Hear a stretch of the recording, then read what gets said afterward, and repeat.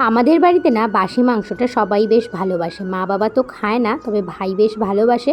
এদিকে ও কিন্তু ভালো খায়, তাই আগের দিন রাতে খেয়েছিল, পরের দিন আবার সেটা দিয়েই খেলো। এর দিন এতটা জার্নি করে আসার পর না শরীরটা খুব একটা ভালো ছিল না, তাই সারাদিন আর কোনো ভিডিও করিনি। বিকেলবেলাতে ছোট ছোট শালাদের সাথে জামাইবাবু বেশ অনেকক্ষণ ক্রিকেট খেললো, আর এখন আমরা সবাই রেডি হয়েছি মেলায় যাওয়ার জন্য। ভেবেছিলাম মেলায় যাব না, কিন্তু ও কালকে চলে যাবে, তার জন্যই আজকে রেডি হয়ে গেলাম, কারণ খুব কিন্তু শরীরটা ভালো লাগছিল না। তবে মেলায় যাওয়ার পরে অনেকটাই মনটা ভালো হয়ে গেছে, যেহেতু এতদিন পর মেলায় এসেছি। আর আগে থেকে কিন্তু ভেবে এসেছিলাম যে বাড়িতে গেলে মেলায় যাব।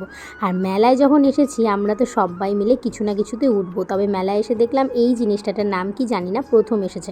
দেখা মাত্রই সবাই মিলে বললাম, মানে আমরা কিন্তু ভাই বোন সবাই কিন্তু যে কোনো রাইডে উঠতে ভীষণ ভালোবাসি। আর সবাই মিলে ঠিক করলাম এবার তাহলে এটাতেই উঠে দেখি কেমন মজা লাগে। কিন্তু ওঠার পর এমন ভয়ঙ্কর অভিজ্ঞতা হয়েছে, আমরা ঠিক করেছি আর কেউ কখনোই উঠবো না, ভীষণ ভয়ের ছিল।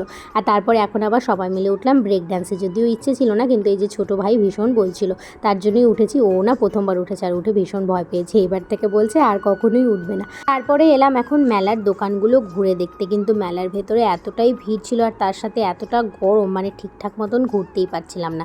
আর ও আগে থেকে বলেছিল যে আমি মেলায় গেলে আমাকে একটা সানগ্লাস কিনে দেবে, তো ওর জন্য একটা সানগ্লাস নিয়েছে। আর এখন চলে এলাম খেতে। সত্যি বলতে ওটাতে ওঠার পর থেকে আমাদের না কারো কিছুই খেতে ইচ্ছে করছিল না, তাও ওর কথা শুনে একটা এগরোল খেয়েছি। আর এখন চলে এসেছে ও আচার নেবে তার জন্য। আর আচার নেওয়ার আগে একটু টেস্ট করে দেখলো কেমন। এত গরমে মেলায় গিয়ে আইসক্রিম না খেলে হয়। তারপর সবাই মিলে আইসক্রিম খেয়ে এখন যাচ্ছি বাড়িতে। তবে টুকটাক অনেক কিছুই কিনেছি, সেগুলো বাড়িতে গিয়ে দেখাবো।